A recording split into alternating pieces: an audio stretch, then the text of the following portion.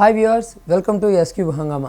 మన జరిగిన సార్వత్రిక ఎన్నికలు వైఎస్ఆర్ కాంగ్రెస్ పార్టీకే స్పష్టమైన అధికారం ఇవ్వబోతున్నాయంటూ వార్తలు మెండుగా వినిపిస్తున్నాయి. ఖచ్చితంగా ఈసారి భారీ మెజార్టీతో జగన్మోహన్ రెడ్డి గెలుపొందుతారు.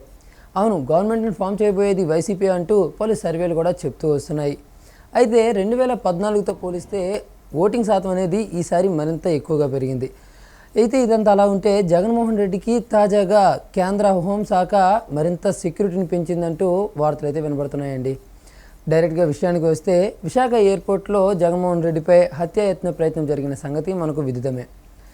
హై సెక్యూరిటీ ఉన్న ఎయిర్పోర్ట్లోనే శ్రీనివాస్ అనే యువకుడు కోడి కత్తితో ఆయనపై దాడి చేయడం, ఆ తర్వాత అది ఎంత పెద్ద విషయం అయిందో మనకు తెలిసిందే. దాంతో కేంద్రం అప్పుడే ఆ విషయంపై చర్చలు జరిపి సెక్యూరిటీని పెంచింది.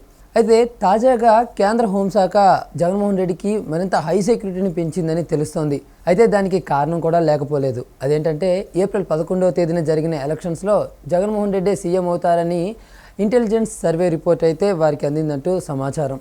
అయితే ఈ నేపథ్యంలో ఆయనకి మరింత సెక్యూరిటీని పెంచాలని వైసీపీ నేతలు డిమాండ్ చేయడం జరిగింది.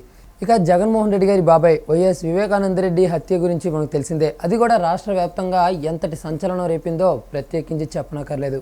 అయితే ఈ నేపథ్యంలోనే జగన్మోహన్ రెడ్డికి సెక్యూరిటీని పెంచాలంటూ వైసీపీ శ్రేణులు అయితే డిమాండ్ చేయడం జరిగింది. అయితే ఈ డిమాండ్ మేరకు central home affairs committee Jaganmohan రెడ్డికి సెక్యూరిటీని అలర్ట్ చేసిందంటూ విశ్వసనీయ వర్గాల నుంచి సమాచారం. ఏదేమైనా కూడా జగన్మోహన్ రెడ్డికి హై సెక్యూరిటీని పెంచినందుకు కేంద్రానికి వైసీపీ నేతలైతే కృతజ్ఞతలు తెలుపుతున్నారు. మరి ఈ విషయంపై మీరేమంటారు? మీ యొక్క అభిప్రాయాన్ని కామెంట్ రూపంలో తెలియపరచండి. ఈ వీడియోను అందరికీ రీచ్ అయ్యేలా షేర్ చేయండి. అలాగే ఎప్పటికప్పుడు ఇలాంటి లేటెస్ట్ అండ్ ఇంట్రెస్టింగ్ పొలిటికల్ అప్డేట్స్ను మీకు అందించే మా ఎస్క్యూబ్ హంగామా ఛానల్ను సబ్స్క్రైబ్ చేయడం మాత్రం మర్చిపోకండి.